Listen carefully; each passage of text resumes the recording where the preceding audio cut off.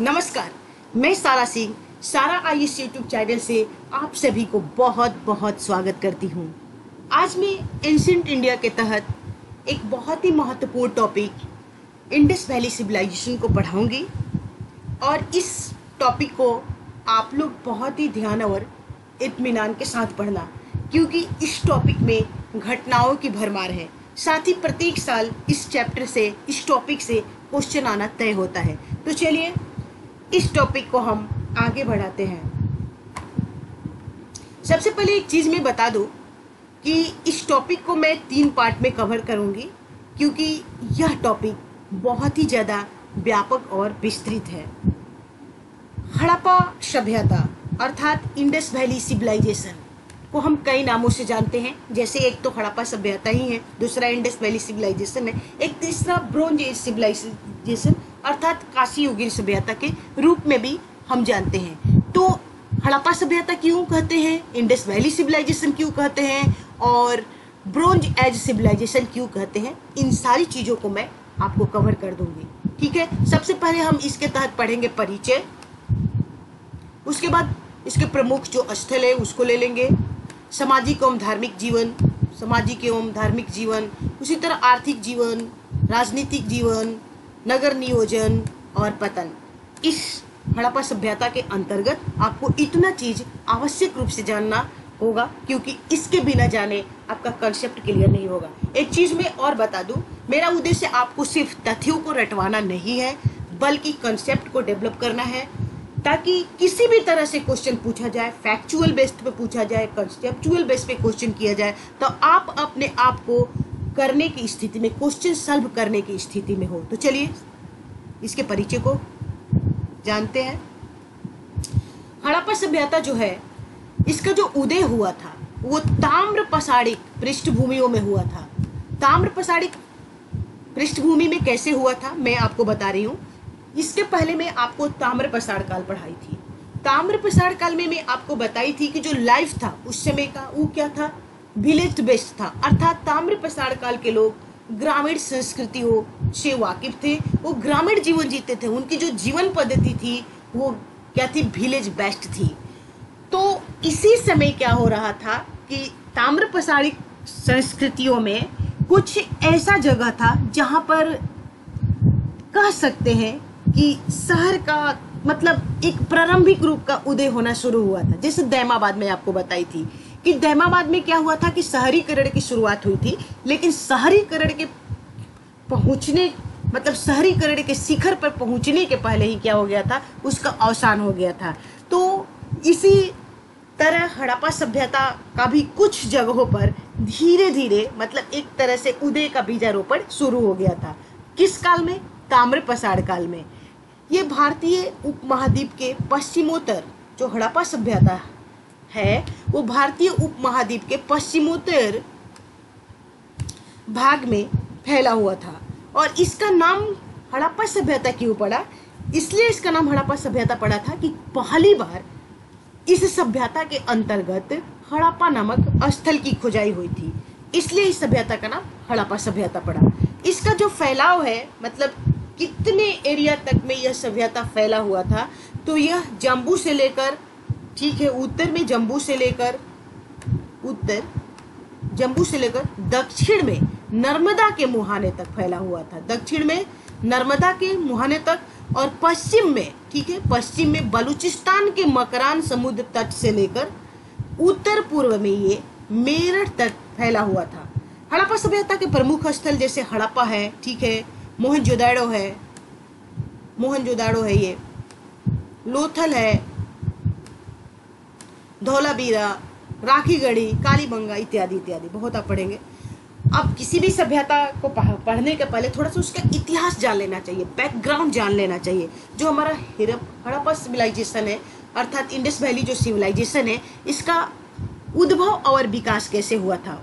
तो origin and evolution के बारे में हम जानते हैं, सिविलाइजेशन ऑफ इंडस वैली। ठीक है, इस सभ्यता को आप मुख्यतः प्री हड़प्पा,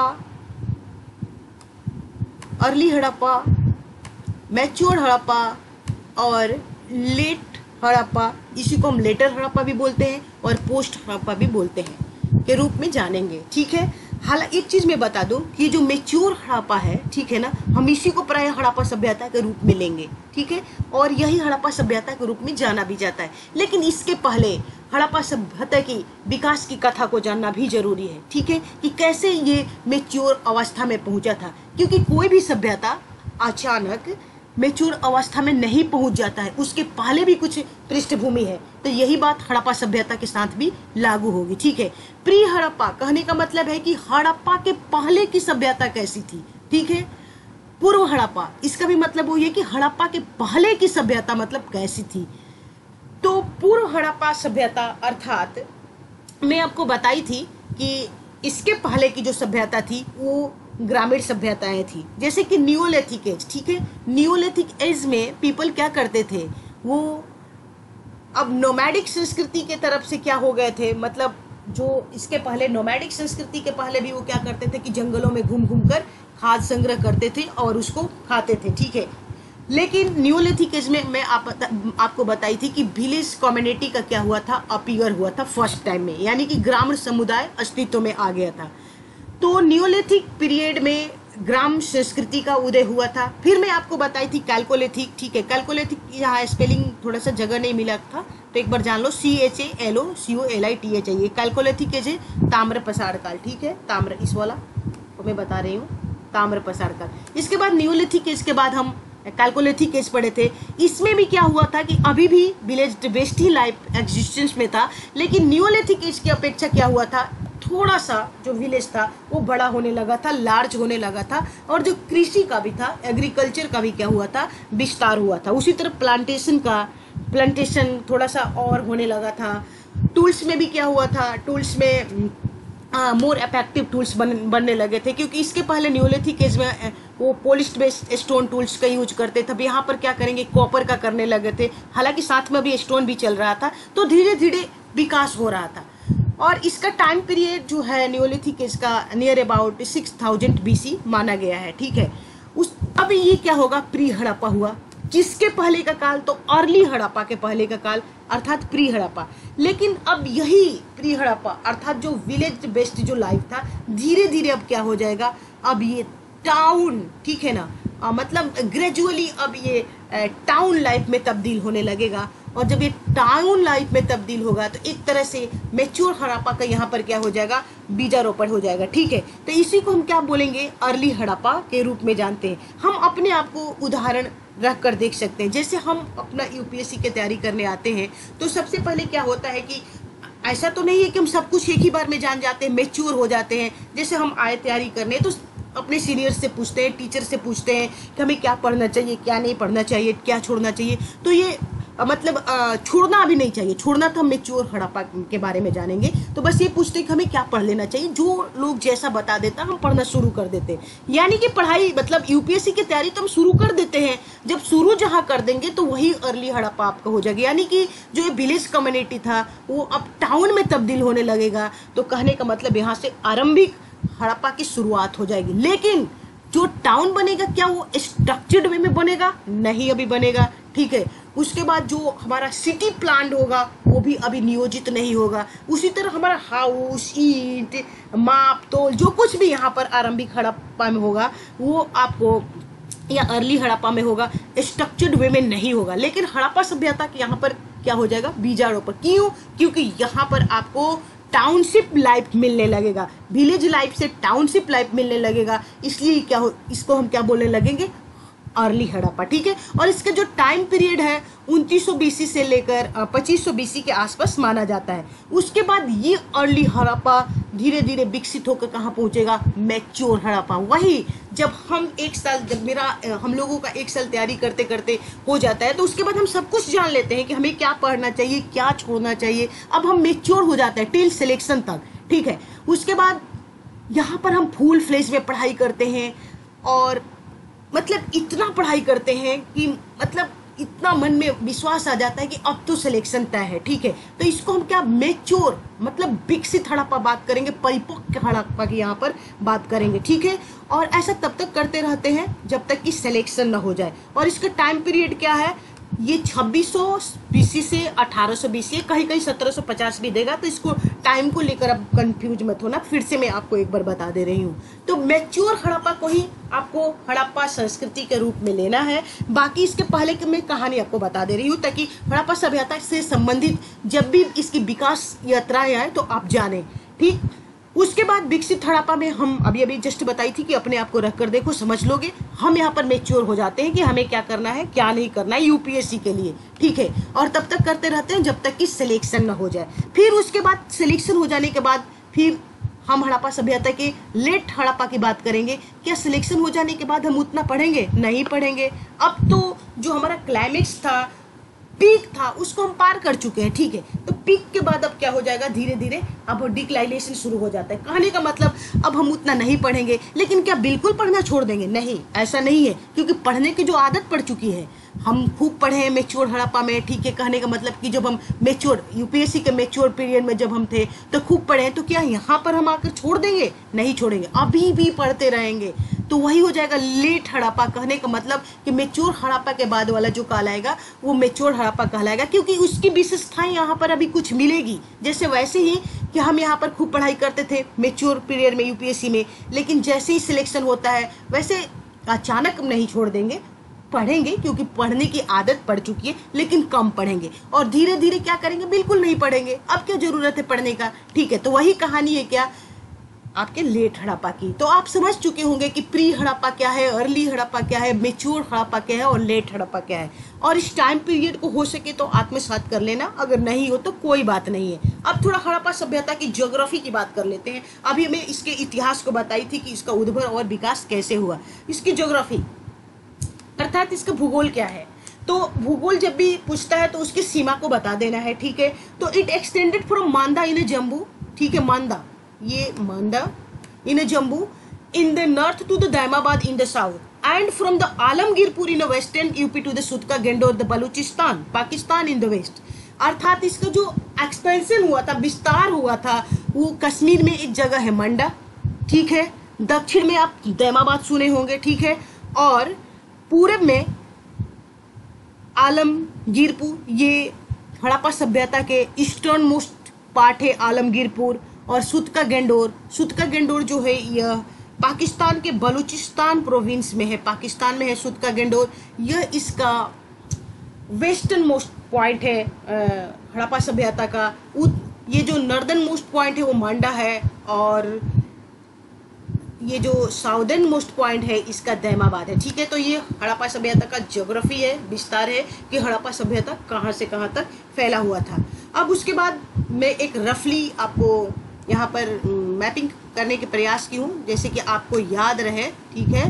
तो ये मंडा है, जो मंडा का है J&K में है, और ये इसका नॉर्दर्न मोस्ट पॉइंट है, सीमा है। और इसका ईस्टर्न मोस्ट अर्थात पूरब में है आलमगीरपुर, और जो कि पश्चिमी उत्तर प्रदेश में है, और ये आलमगीरपुर हिंडन नदी के पास है, ठीक है। ये दैमाबाद है, ठीक है। दैमाबाद के बारे में मैं आपको कैलकोलिथिक पीरियड में भी बात की थी। और ये आपके इंडस वैली सिविलाइजेशन के क्या है, साउदर्न मोस्ट पार्ट है। और ये सुतका गेंडोर जो कि पाकिस्तान के बलूचिस्तान प्रोविंस में पड़ता है, ये है आपका इंडस वैली सिविलाइजेशन का वेस्टर्न मोस्ट पॉइंट, ठीक है। तो इसको रफली आप ऐसे याद कर सकते हो। अब इसके पहले मैं बताई थी कि हड़प्पा सभ्यता की विकास यात्रा को हम प्री हड़प्पा, ठीक है, अर्ली हड़प्पा, मेच्योर हड़प्पा और पोस्ट हड़प्पा के रूप में पढ़ेंगे। तो मैं थोड़ा सा अर्ली हड़प्पा के बारे में डिटेल्ड में आपको बता दूं कि जो प्री हड़प्पा था आपका, जो pre Harappa stage is located in the eastern the Balochistan at the sites such as the Mehrgarh. In this stage the nomadic people began to the lead in the settled agriculture life. इस समय क्या हो जाएगा कि जो नोमैडिक पीपल थे, अर्थात जो घुमंतु टाइप के थे, जो भोजन के लिए एक जंगल से दूसरे जंगल में भटकते रहते थे, वो क्या करेंगे, अब एक सेटल्ड एग्रीकल्चर लाइफ की तरफ बढ़ जाएंगे। अस्थाई क्या करेंगे, अब वो अस्थाई कृषि को अपना लेंगे, ठीक है।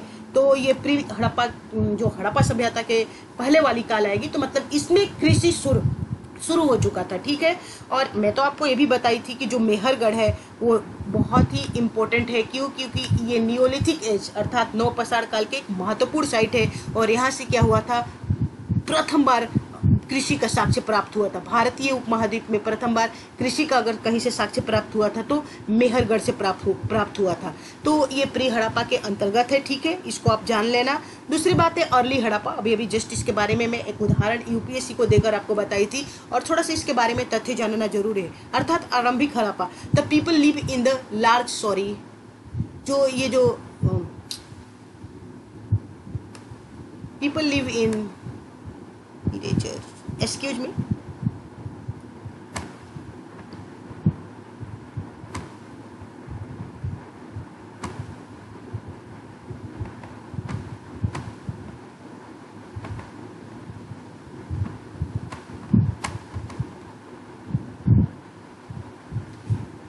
अर्ली हड़प्पा स्टेज अर्थात आरंभिक हड़प्पा।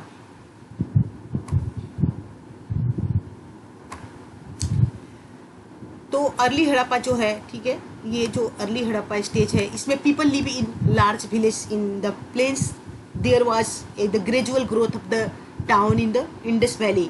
जो पहले इसके पहले जो नियोलिथिक एज और कैल्कोलिथिक एज में है, तो नियोलिथिक एज में विलेज कम्युनिटी अस्तित्व में आया था। कैल्कोलिथिक एज में बड़े बड़े गांव का क्या हुआ था, विकास होने लगा था।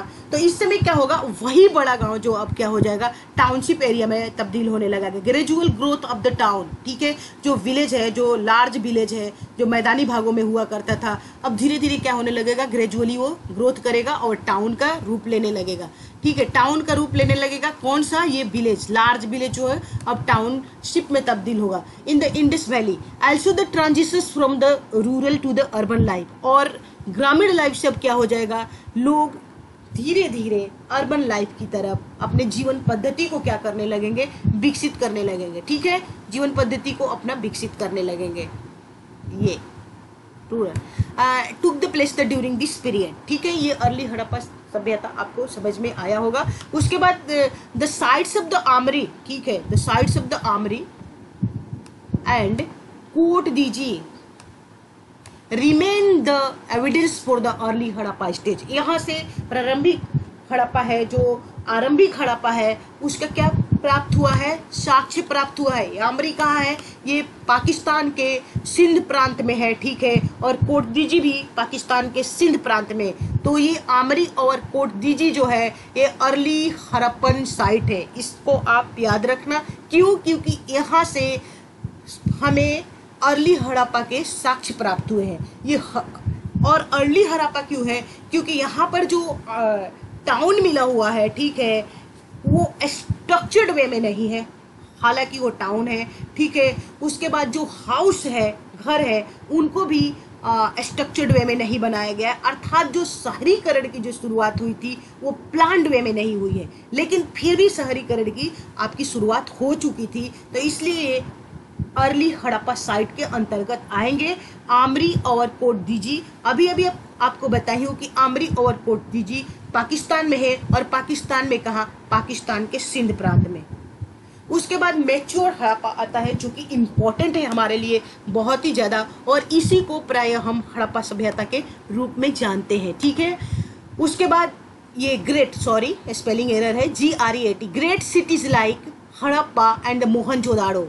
ठीक है, इसी समय में क्या होगा कि आप हड़प्पा एंड मोहनजोदाड़ो जैसे बड़े शहरों के नाम से सुनेंगे। वो क्या होता है, इमर्ज होता है, अस्तित्व में आता है। Town planning and the urban features prove this the pages revolution, जो शहर का नियोजन हुआ है। ठीक है, उसके बाद शहर का जो स्वरूप था उसको देखने से पता चलता है कि इस समय तक जो हड़प्पा सभ्यता थी बिल्कुल ही क्या पीक पे थी, अर्थात परिपक्व हो चुकी थी। तो इसलिए इसको हम क्या करते हैं, मैच्योर हड़प्पा के रूप में जानते हैं। क्यों जानते हैं कि इस समय बड़े बड़े शहर अस्तित्व में आए थे, जो सिटीज था उसको वेल प्लान किया गया था, जो हाउसेस थे उनको स्ट्रक्चर्ड वे में बनाया गया था, जो माप तौल ईंट जो कुछ भी हुआ करता उस समय सब कुछ को वेल मैनर में डेवलप किया गया था। इसलिए मैच्योर हड़प्पा के अंतर्गत आता है। और यहाँ पर क्या होता है कि जो हड़प्पा सभ्यता है वो क्लाइमेक्स पे पहुँच जाता है। क्लाइमेक्स मतलब अब यहाँ से क्या होगा विकास की जो अंतिम शिखर है वहां पर हड़प्पा सभ्यता पहुंच जाता है, इसलिए इसको हम मेच्योर हड़प्पा के रूप में जानते हैं। फिर से मैं एक बता दूं कि मेच्योर हड़प्पा के अंतर्गत ही आपको हड़प्पा जैसे शहर, मोहनजोदाड़ो, चांदोगढ़ो जैसे शहर आपको देखने को मिलेंगे। ठीक है, अब लेट हड़प्पा की बात कर लेते हैं। लेट हड़प्पा को हम पोस्ट हड़प्पा के रूप में भी जानते हैं। ठीक है, लेट, यहाँ से the decline of the Indus, ठीक है ना, कल्चर स्टार्टेड है। यहाँ से क्या हो जाएगा, उत्तर हड़प्पा में अर्थात हड़प्पा सभ्यता में, चोर हड़प्पा के बाद वाली सभ्यता में क्या होगा कि यहाँ पर डिक्लाइन हो जाएगा। अब ये धीरे धीरे सभ्यता पतन की ओर उन्मुख हो जाएगी। The Indus culture started, the excavation, इसकी जो खोज हुई है लोथल से, मतलब जो लोथल की जो खुदाई हुई, सॉरी एक्सकवेशन खुदाई, जो लोथल से जो खुदाई हुई है वहाँ से हमें पता चलता है कि इस समय तक, यानी कि लेट हड़प्पा के बाद वाले जो पीरियड है वहाँ से क्या हो जाता है, हड़प्पा सभ्यता की पतन शुरू हो जाता है। कहीं कहीं बोलने के फ्लो में टंग स्लिप हो जाएगा, तो इसलिए सॉरी, माफ कीजिएगा। अब इंडस वैली सिविलाइजेशन को हम विभिन्न नामों से क्यों जानते हैं, जैसे मैं आपको बताई थी कि इंडस वैली स्टार्टिंग में ही बता दी थी कि इसको हम हड़प्पा सभ्यता के रूप में जानते हैं। ठीक है, इसको सिंधु वैली सिविलाइजेशन के रूप में भी जानते हैं, इसको ब्रंज युग के भी रूप में हम जानते हैं। क्यों जानते हैं, आइए तो सबसे पहले हम समझ लेते हैं कि सिंधु घाटी क्यों कहते हैं। सिंधु घाटी इसलिए कहा जाता है कि उस समय, ठीक है, इंडस वैली सिविलाइजेशन के अंतर्गत, ठीक है, जो महत्वपूर्ण साइट्स थे वो सिंधु और इसकी सहायक नदियों के आसपास में ही थे। ठीक है, जैसे कि मोहनजोदाड़ो है वो सिंधु नदी के तट पर, हड़प्पा है सिंधु के सहायक नदी रावी नदी के तट पर। ठीक है, कोई चांदोगढ़ो है वो सिंध नदी के तट पर। इसी तरह बहुत सारे जो इसके साइट्स मिलेंगे वो सिंधु और उसके सहायक नदियों के तट के आसपास में थे। इसी नाम विशेष पर इसका मतलब सभ्यता का नाम सिंधु घाटी सभ्यता पड़ गया। हालांकि बाद के एक्सकवेशन से पता चला कि ये सभ्यता सिर्फ सिंधु और उसके आसपास के नदियों तक नहीं सीमित थी, उसके बियॉन्ड भी थी। जैसे राजस्थान में आप कालीबंगा जो कि हनुमानगढ़ डिस्ट्रिक्ट में पढ़ेंगे, गुजरात में आप लोथल पढ़ेंगे।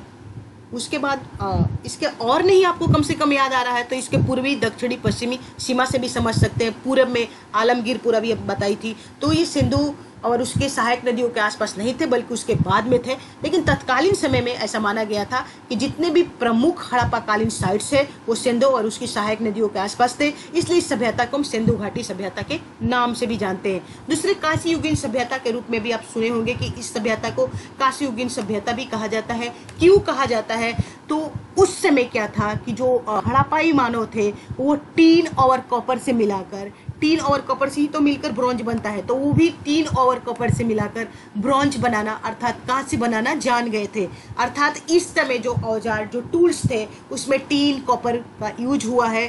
टीन कॉपर को मिलाकर वो कांसा बनाना जाने और उस उपकरण को क्या करते थे, यूज करते थे। एक चीज मैं आपको और बता दूं कि टीन से परिचित थे, कॉपर से परिचित थे, लेकिन क्या इस युग में वो अचानक जो स्टोन टूल से उसका यूज करना छोड़ देंगे? नहीं, उसका भी अभी यूज होते रहेगा, लेकिन उसकी जो संख्या है वो सीमित हो जाएगी। तो इस बात को आप जानिए कि इस युग में जो हड़प्पाई मानव थे टीन से भी परिचित थे, कॉपर टूल से भी परिचित थे, ब्रॉन्ज टूल से भी परिचित थे। ठीक है, ब्रॉन्ज मतलब टीन और कॉपर को जो मिलाकर बनेगा, ब्रॉन्ज टूल से भी परिचित थे और स्टोन टूल्स का भी यूज होगा, लेकिन उसकी संख्या क्या हो जाएगी, सीमित हो जाएगी। यूपीएससी में इनकेस कभी आपसे क्वेश्चन पूछा जाए कि इस समय हड़प्पाई मानव स्टोन टूल्स का यूज नहीं करते थे, तो फॉल्स स्टेटमेंट हो जाएगा, करते थे। ठीक है, इस बात को आप याद रखिएगा। हाँ, आयरन से वो परिचित नहीं थे। आयरन जब एज आपको मैं बताऊंगी, लौह काल जो मैं आपको पढ़ाऊंगी तब उस समय आपको मैं डिटेल्स में बताऊंगी, लेकिन बस इतना जानिए कि हड़प्पाई मानव आयरन से परिचित नहीं थे। ठीक है, एक चीज मैं आपको फिर से याद दिला दूं कि मानव ने सबसे पहले किस धातु का प्रयोग किया था, कॉपर का, जो कि मैं आपको कैलकुलेटिव एज में बता दी हूँ। अब हड़प्पा सभ्यता के नाम से क्यों जाना जाता है, तो मैं स्टार्टिंग में ही बता दी थी कि हड़प्पा सभ्यता के नाम से इसलिए जाना जाता है कि सिंधु वैली सिविलाइजेशन के तहत सबसे पहले हड़प्पा नामक स्थल की खुदाई हुई थी, इसलिए इसको हड़प्पा सभ्यता के नाम से जाना जाता है। क्योंकि हड़प्पा साइट की जो खुदाई हुई थी इतना ना फेमस हो गया था, इतना चर्चा में आ गया था कि उस जगह के नाम पर ही इस सभ्यता का नाम क्या पड़ गया था, हड़प्पा पड़ गया था। ठीक है, उसके बाद अब इसके सिंधु सभ्यता के थोड़ा सा प्रमुख स्थल के बारे में जान लेते हैं। इसको आप कम से कम 3 से 4 बार याद रखना, क्योंकि यहाँ से क्वेश्चन पूछे जाते हैं और खासकर पीसीएस में अगर 3 से 4 बार आप करोगे तो आपको याद हो जाएगा। जैसे हड़प्पा है, ये हड़प्पा,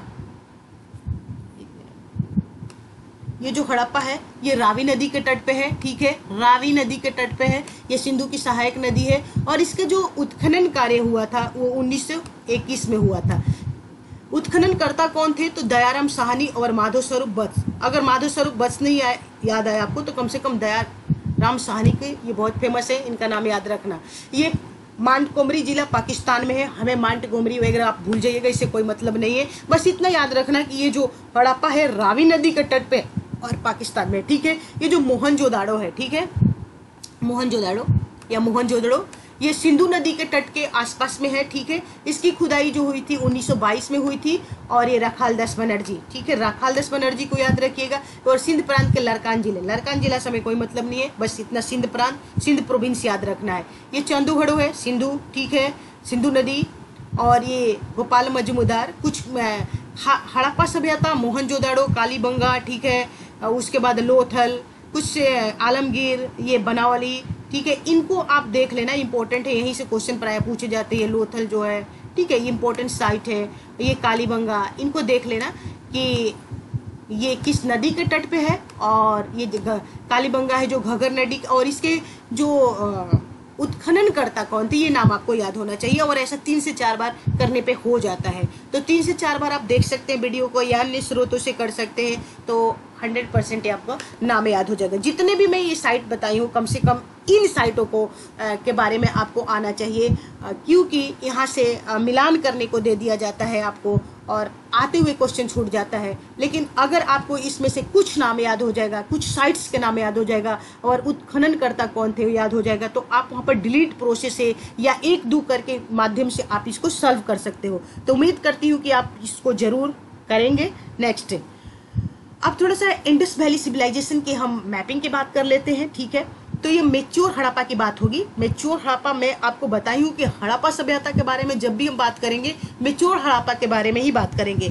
मैं आपको प्री हड़प्पा, अर्ली हड़प्पा सिर्फ इसलिए बताई ताकि थोड़ी हड़प्पा सभ्यता के विकास की कथा और कहानी को हम समझ सके, ठीक है। अब मैं आपको बताई थी कि जैसे कि इसका एक फेमस प्लेस मैं ले लेती हूँ, मोहनजोदाड़ो। देखो ये मोहनजोदाड़ो है, ठीक है, ये मोहनजोदाड़ो, ये इंडस रिवर दिख रही है, इंडस, यहाँ पर ये इंडस रिवर है, ठीक वहीं पर ये मोहनजोदाड़ो है, ठीक है। उसी तरह आप देख लो हड़प्पा, ये है हड़प्पा। मैं आप अभी भी जस्ट बताई थी कि रावी नदी के तट पर। और बहुत ही ज़्यादा आप डिटेल में करना चाहते हो, ठीक है, तो आप यहाँ से अपने आप को मान लो रावी रिवर, ठीक है, यहाँ से चलना शुरू करो। और जब चल रहे हो तो आपके राइट हैंड साइड ये पड़ेगा, ठीक है, इधर आपके राइट हैंड साइड आएगा और इधर आपके लेफ्ट हैंड साइड आएगा।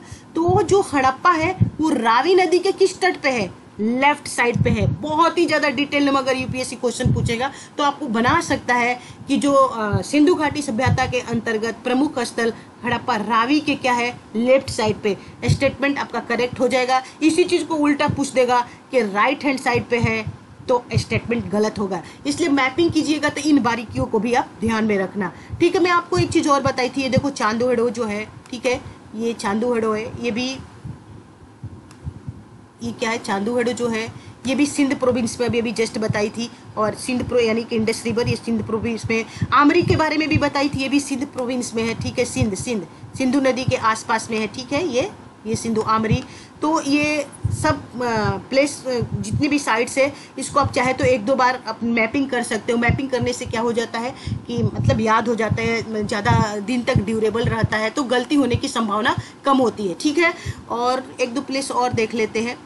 ये मांडा है, देखो मांडा बताई थी ना कि अभी हड़प्पा सभ्यता का ये नॉर्दर्न मोस्ट पार्ट है मांदा, ठीक है, ये मांदा। तो इनके मांदा से भी क्वेश्चन बन जाए कि मांदा किस नदी, तो ये चेनाब है, ठीक है, चेनाब रिवर दिख रही है, ये भी सिंधु की क्या है, सहायक रिवर है, ठीक।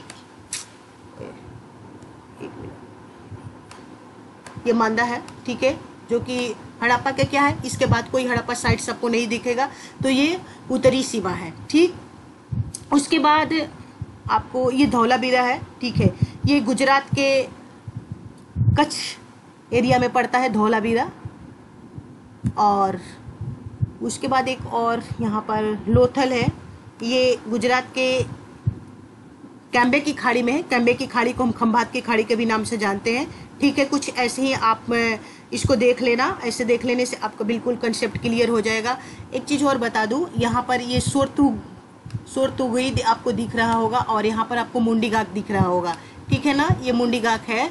तो ये अफगानिस्तान में पड़ता है, ठीक है। तो अफगानिस्तान, यहाँ मेरा बताने का उद्देश्य ये था कि हड़प्पा सभ्यता का जो विस्तार हुआ था वो 3 देशों में हुआ था। कौन? एक तो इंडिया में, दूसरा पाकिस्तान और अफगानिस्तान में। इनकेस अगर ऐसा कभी पूछा जाए कि हड़प्पा सभ्यता का विस्तार किन देशों तक था, तो 3 देशों तक था, इंडिया, पाकिस्तान और अफगानिस्तान, ठीक है।